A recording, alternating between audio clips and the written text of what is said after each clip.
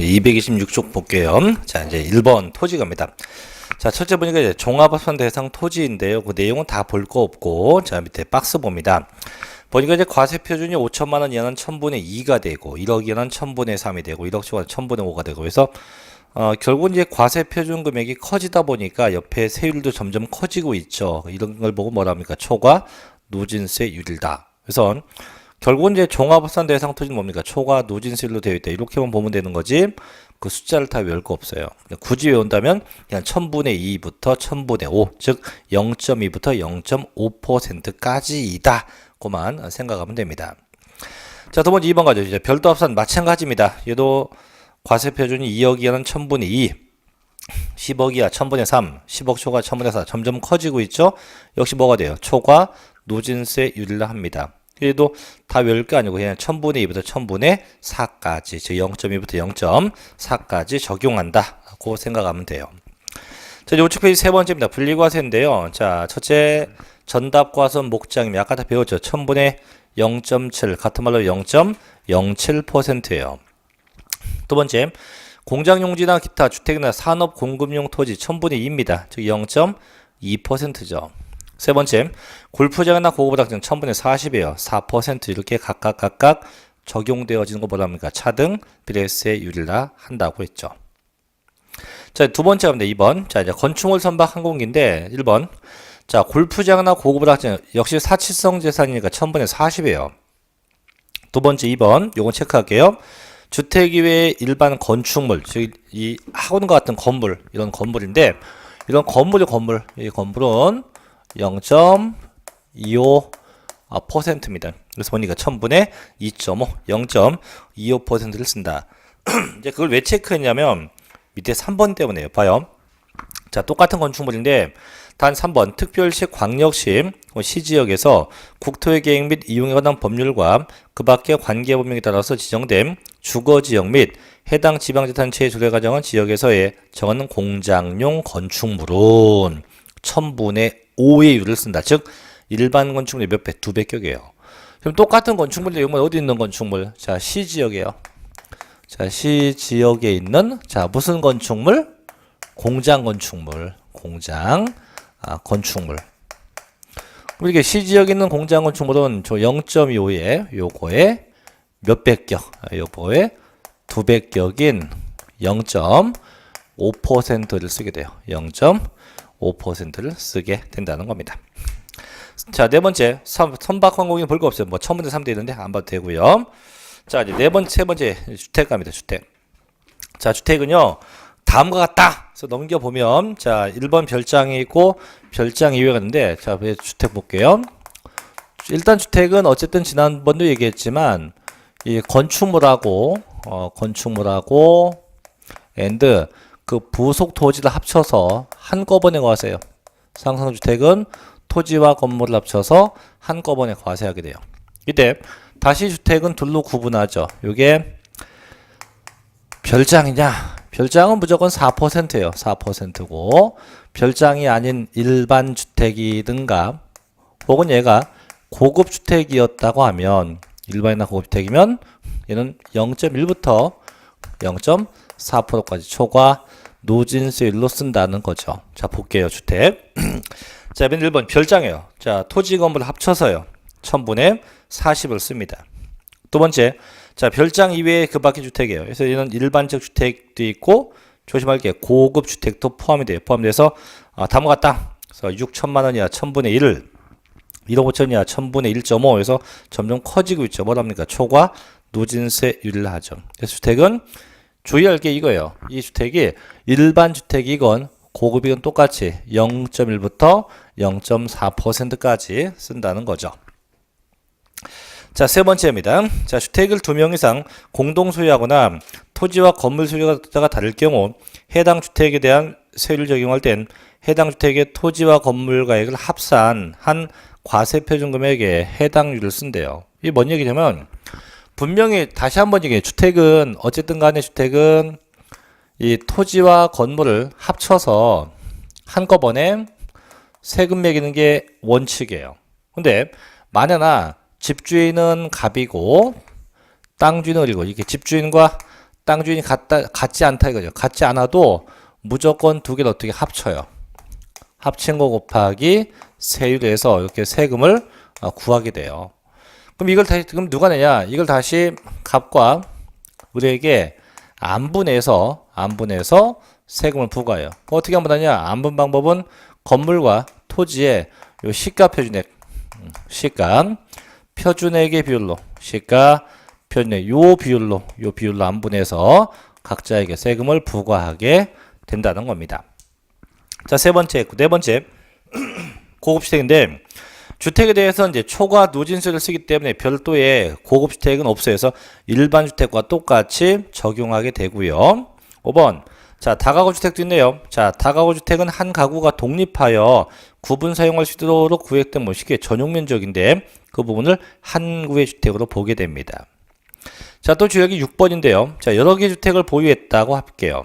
자, 1번. 한 명이 내가 여러 개의 주택을 보유한 경우에도 그 가액을 합산해서 초과 누진세를 적용하지 않고 독립된 매 한 구의 주택마다 산출된 세액을 단순 합계한다. 이게 뭐냐면 제가 주택이 두 채예요. 두 채여도 두 채를 합쳐갖고 세금 매기는 게 아니고 주택별로 각각 세금을 계산해서 낼 때만 합산해서 된다 이거지 계산은 어떻게 해요? 각각 합니다. 주택마다 각각이에요. 2번도 마찬가지예요.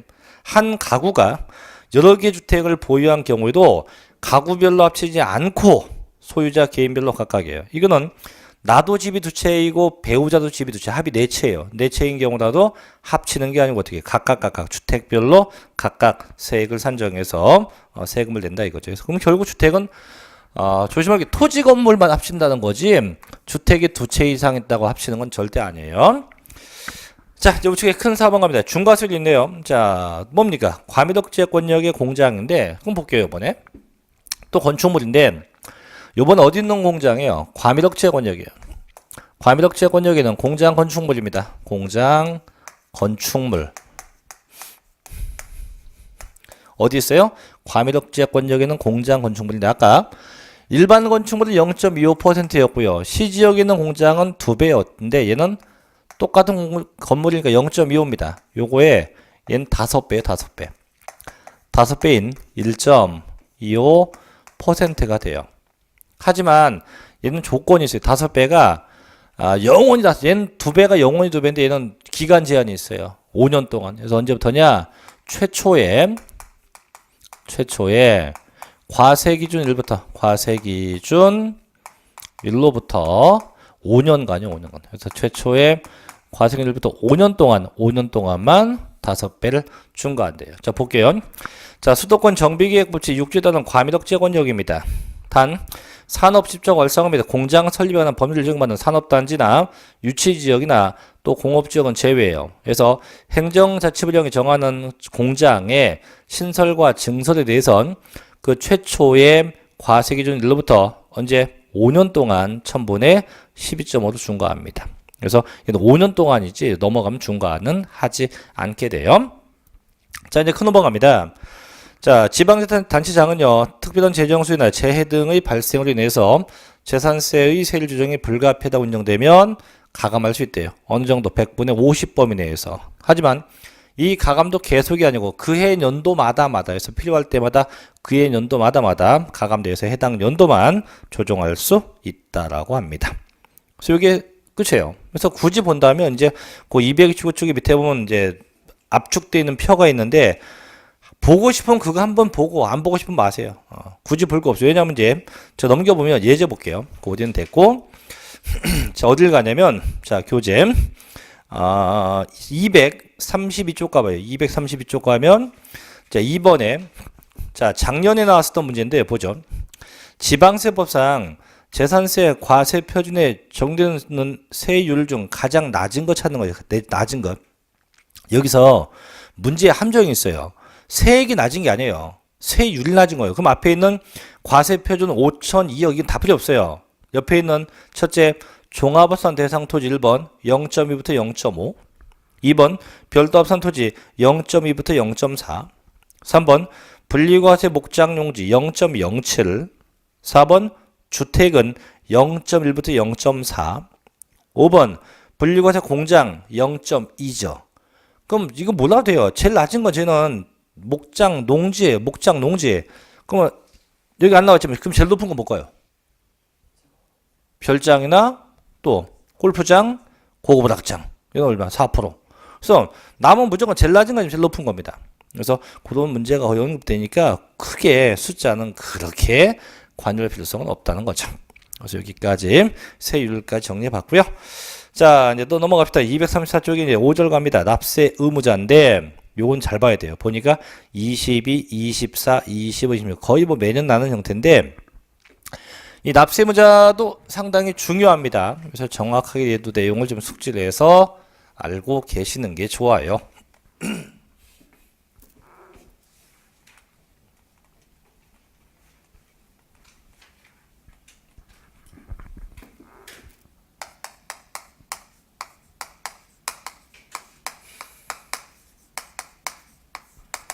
자, 재산세 납세는 매년 6월 1일 현재 이날 현재 그 재산의 소유자가 내죠. 재산의 소유자가 냅니다. 그럼 누구냐? 이제 원칙부터 가면 일단 원칙은요. 원칙은 매년 6월 1일 현재입니다. 이날 현재 얘가 내요. 얘가 사실상 소유자가 내요. 실집 소유한 자가 내게 됩니다. 그럼 여기 누구냐면요. 볼게요. 자, 이런 경우인데 일단 항상 6월 1일로 따지고 자, 토지가 있다고 합시다. 그럼 이 토지가 일단 6월 1일 날 누구 건가를 보는 거예요. 누구 건가. 자, 보니까 이 토지가 등기부상 공부상 주인이 갑이에요. 갑. 또 실제 누구 거냐 보니까 실제도 갑 거예요. 보통 여기 일반적이죠. 왜냐면 등기부상 주인하고 실제 주인이 같지 않으면 저희는 보통 부동산 실명지 위반이 돼요. 그래서 거의 다 같은 게 맞아요. 같은 게. 그럼 당연히 누가 세금은 갑이 냅니다. 다만 세법상 판단의 기준을 뭐로 가죠? 사실로 판단하자 이런 얘기예요. 그래서 사실로 판단해서 그 사실상 소유자에게 세금을 부과하게 돼요. 이럴 수도 있지.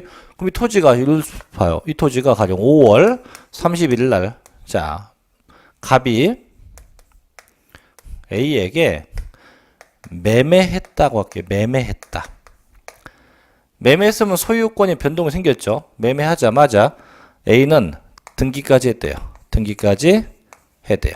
자, 그러면 6월 1일 날 딱 되면 자, 공부상 누구 겁니까? 등기 넘어갔죠. A 겁니다. 자, 실제 누구 거예요? 실제도 A 겁니다. 매매했으니까. 그럼 당연히 누가 내요? 세금은 당연히 A가 내요. 다만 판단을 뭐로 한다? 사실로 판단해서 과세하게 돼요. 이렇게 해서 항상 원칙 누가 내요? 사실상 소유자가 냅니다. 이때 사실상 소유자가 되면 얘가 2명 이상, 2인 이상, 2명 이상 자, 공동 소유했다. 공동 소유하면 이때는 각자의 지분만큼 내요. 각자의 지분만큼 냅니다. 하지만 이때 이 지분이 불분명하다. 지분이 불분명하면 이때는 지분이 균등한 거로 봅니다. 지분이 균등한 거로 보아서 과세하게 돼요. 또 사실상 소유자가 그 재산을 신탁했다. 자, 신탁이 맡긴 건데요. 신탁이 되면 맡긴 거니까 이때는 그 맡은 자가 내요. 수탁자가 내요. 그 누가? 수탁자가 납세 의무자가 돼요. 누가? 수탁자가 납세 의무자가 된다고 합니다. 자, 볼게요. 자, 원칙합니다. 누굽니까? 사실상의 소유자. 그래서 재산세 과세 기준을 현재 사실상 소유하고 있는 자가 재산세 납부할 의무가 돼서 항상 원칙은 실제 그 소유한 자가 납세 의무자가 돼요. 다만 다음에다가 하면 다음과 같다 해서 1번 자, 그 재산이 공유재산이에요. 자, 보죠. 그 재산, 그 지분에 해당하는 부분만큼 냅니다. 다만 지분의 표시가 없는 경우는 그 지분이 균등한 거로 봐서 과세합니다. 자, 2번 이건 아까 본 건데 자, 토지와 건물 주인이 같지 않다. 자, 그 주택에 대한 산출세액을 그 건축물과 부토지 아까 얘기했죠. 모의 비율로 시가 표준액 비율로 안 분해요. 항상 지방세는 안분자가 나오면 다 모의 비율로 시가 표준액 비율로 안 분해서 각자에게 부과합니다. 세 번째 신탁 나오죠. 자, 신탁법에 따라서 수탁점에도 등기되었대요. 보죠. 위탁자별로 구분된 재산에 대해서는 그동안 그 수탁자가 납세 의무자가 돼요. 위탁자 아니에요. 누구요? 수탁자. 그 맡은 자가 납세 의무자가 된다고요. 그래서 항상 원칙은 누굽니까? 사실상의 소유자가 납세 의무자가 돼요. 자, 우측에 두 번째 예외 갑니다. 예외인데, 자, 예외는 잘 봐야 돼요. 예외도 복잡합니다. 제 예외. 첫째 1번. 자, 누가 나옵니까? 공부상. 공부상 소유자가 내요.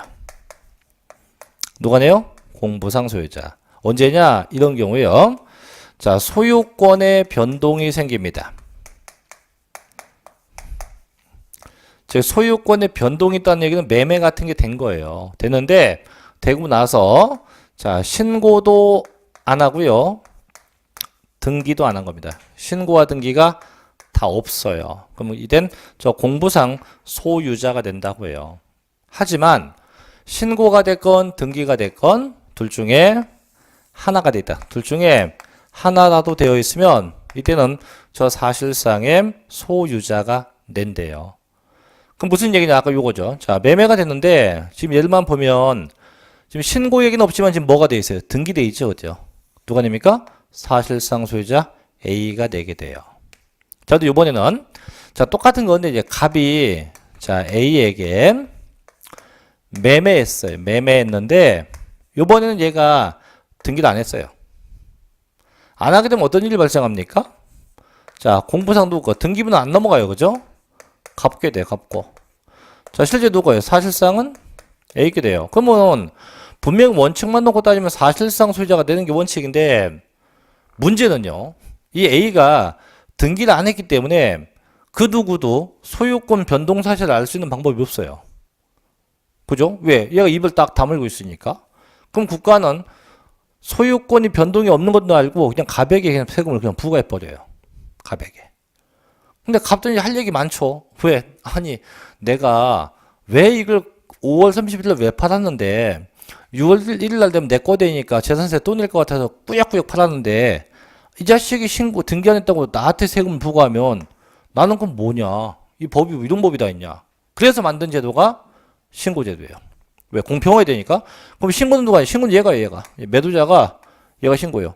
그럼 얘가 등기를 안 했을지언정 얘가 신고합니다. 나 이거 매매했다라고 신고해요.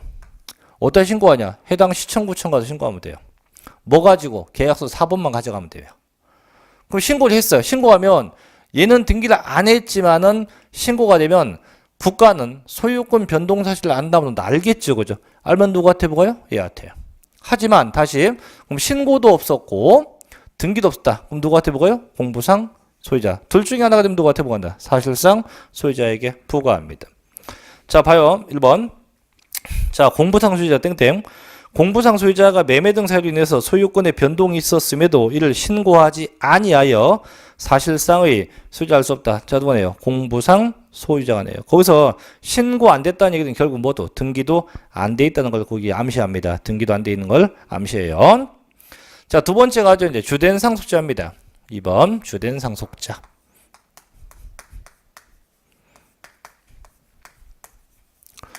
자, 마찬가지예요. 이것도요. 상속이 됐는데 상속되었다고 마찬가지 신고도 없었고 등기도 없는 거예요.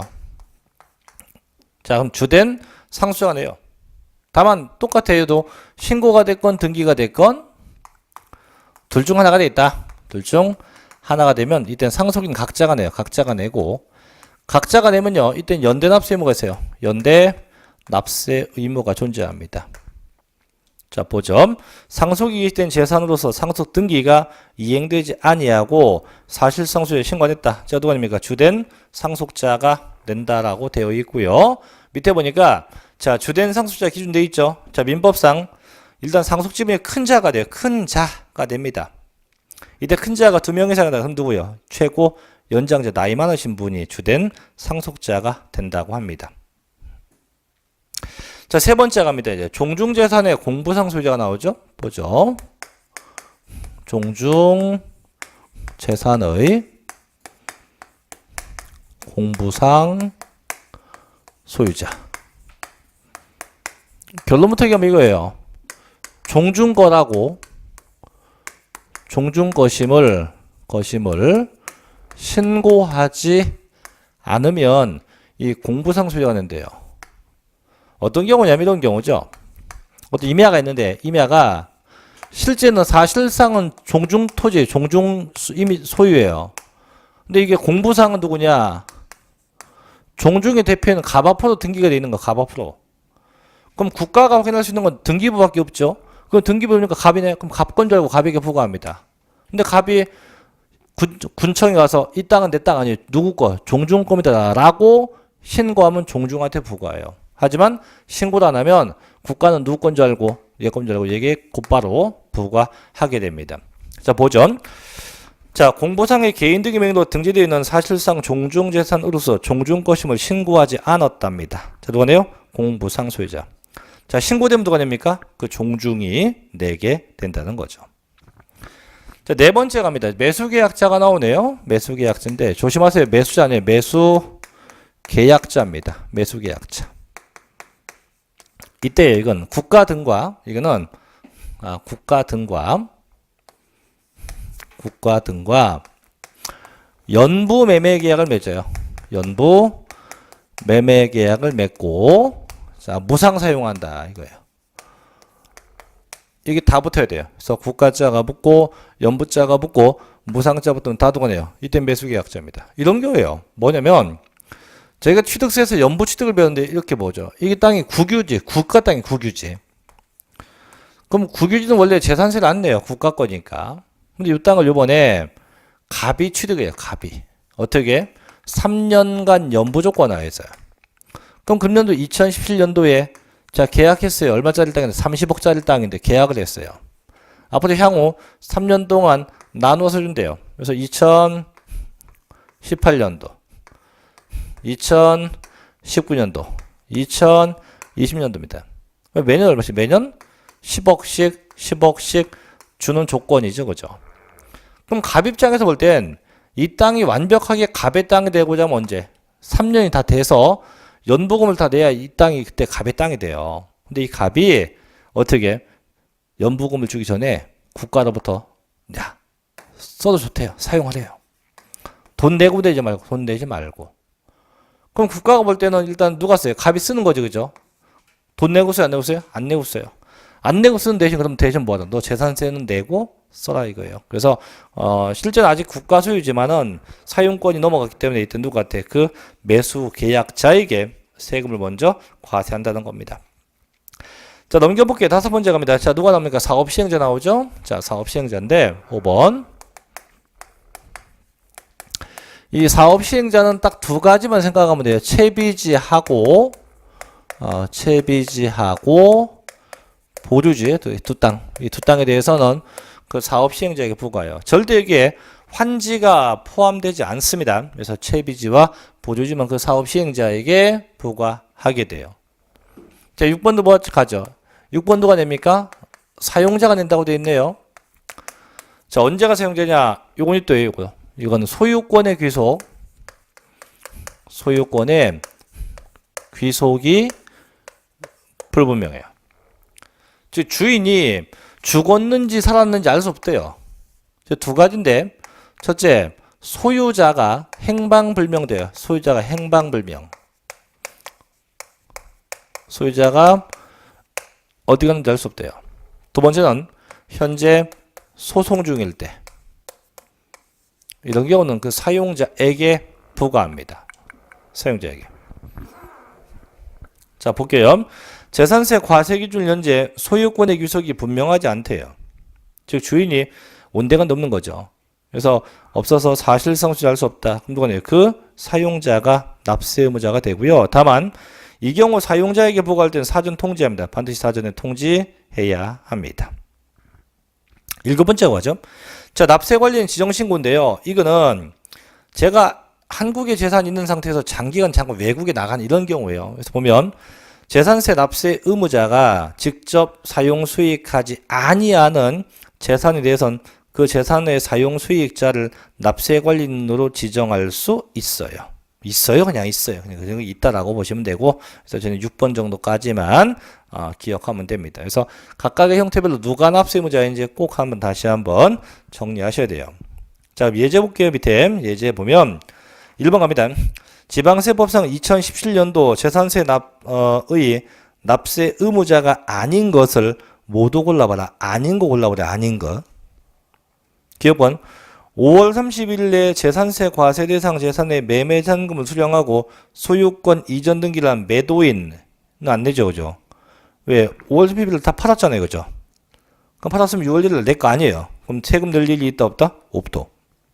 2번 공유물 분할 등기가 이루어지지 아니한 공유재산의 지분권자. 이건 내죠. 그죠? 왜? 등기 혼기 없어요. 항상 각자의 지분만큼 세금을 내면 되니까. 세 번째, 신탁법에 따라서 위탁자별로 구분되어 수탁자별로 등기된 신탁재산의 위탁자. 아까 누구네요? 수탁자인데 그래서 위탁자가 아니고 수탁자가 납세 의무자가 돼요. 자, 네 번째, 도시환경 정비사업 시행에 따라서 환지계획에서 일정한 토지를 환지로 정하지 아니하고 채비지로 정한 경우 종전수익이 아니에요. 아까 누구예요? 채비지 보조지는 그 사업 시행자가 냅니다. 누구네요? 사업 시행자가 내요. 그럼 니은번 빼고 다 안 내네요. 그죠? 그래서 기역, 디귿, 니을번입니다. 정답 몇 번? 4번이라고 할 수 있죠. 자, 여기까지가 이제 납세 의무자까지 받고 이제 6절 갑시다. 이제 어이구 6절 보니까 부가징수인데 겁나죠, 그죠? 22, 23, 24, 20, 255회? 25회인데 255회가 아닌데. 자, 26, 27. 어쨌든 결국 매년 난다는 얘기인데 그래서 이 파트는 좀 냉정하게 얘도 좀 기억을 꼭 해놓으셔야 됩니다. 자, 볼게요, 한번 얘도.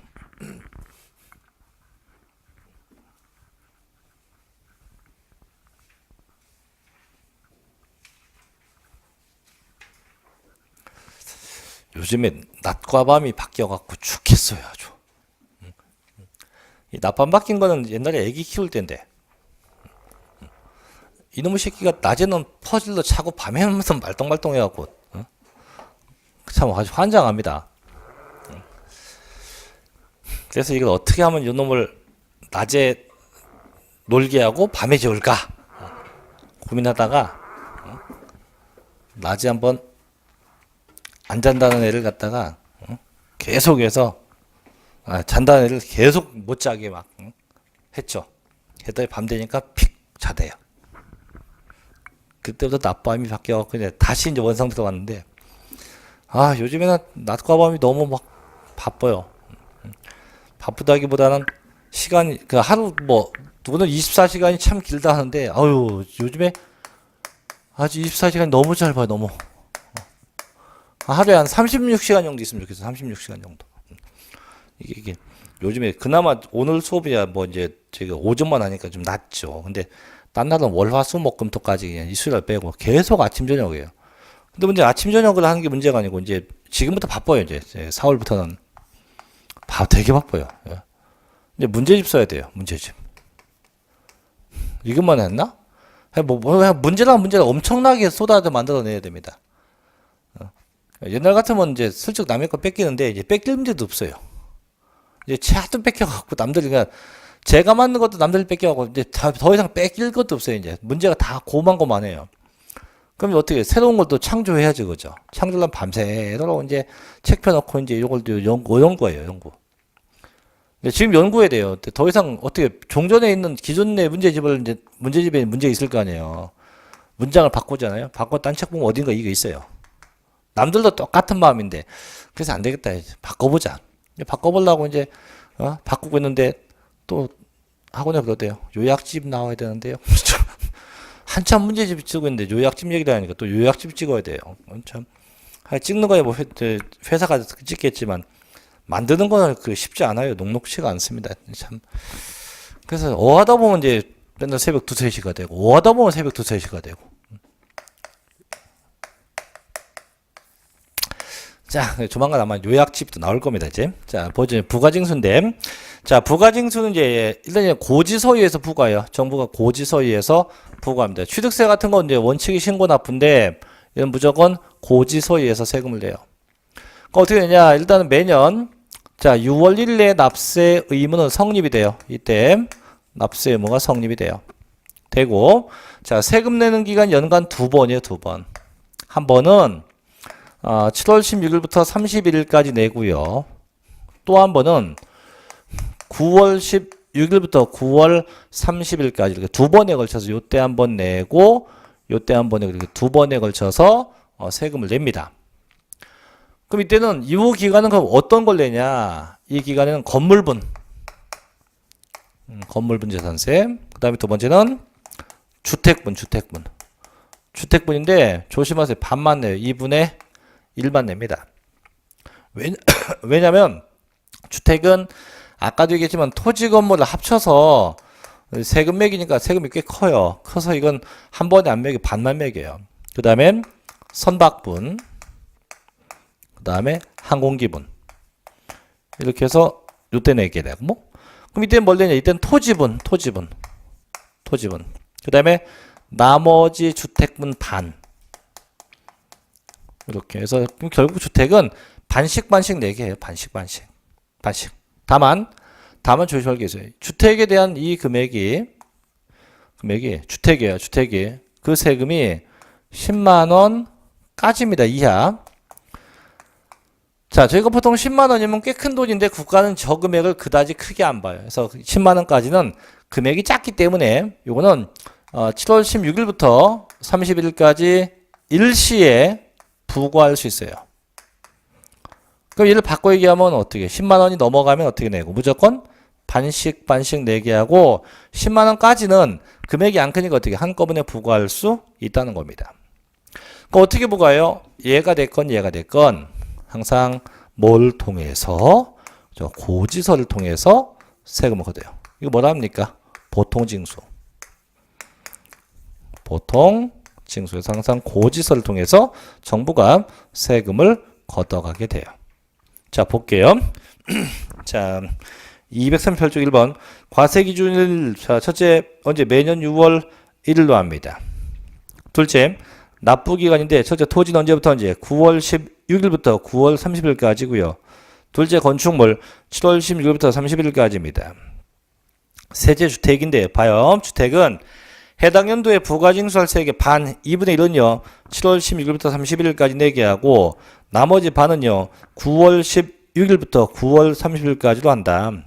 다만, 이하 비출, 다만, 해당 연도에 부가세액이 10만 원이야. 즉, 10만 원까지입니다. 10만 원까지는 그 금액이 별로 안 크니까, 밑에 7월 16일부터 30일까지 일시에 한꺼번에 부과할 수 있다고요.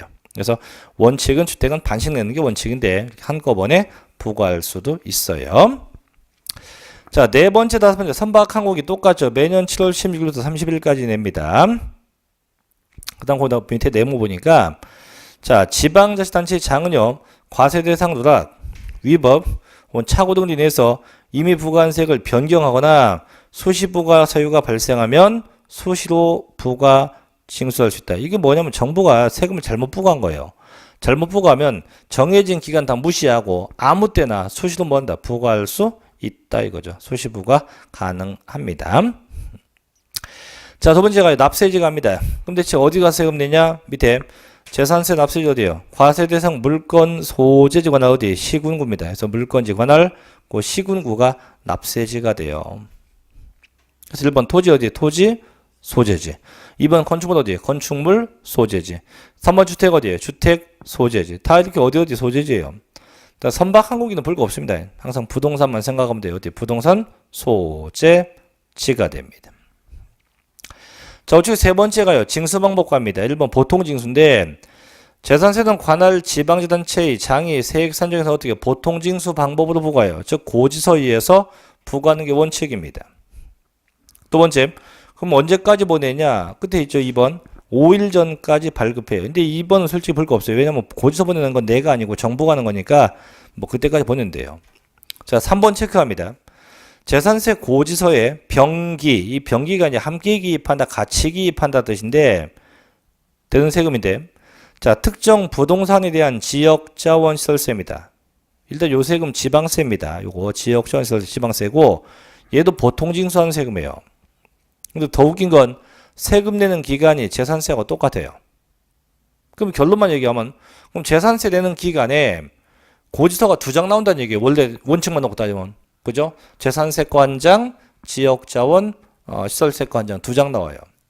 자, 두 장 나오게 되면 좀 불편하겠죠, 그죠? 한 장 내는 것도 그런데. 그래서, 그럼 두 장 보내지 말고, 재산세 고지서에다가, 그 지역지원 있을 때 그놈도 같이 적어서 고지하자 이거죠. 그래서, 납부기간이 같으면 재산세 고지서에 같이 나란히 적어서 고지할 수 있다. 조심할 건 고지한다가 아닙니다. 할 수 있답니다. 할 수 있다. 그래서 고지서에 같이 적어서 고지할 수 있다. 그걸 뭐래요? 병기인데, 근데 이게 저희 시험에 한번 난 적 있어요. 반드시 병기하여 고지해야 한다가 아니고 고지할 수 있답니다. 같이요. 뭐 할 수 있다고요? 고지할 수 있답니다.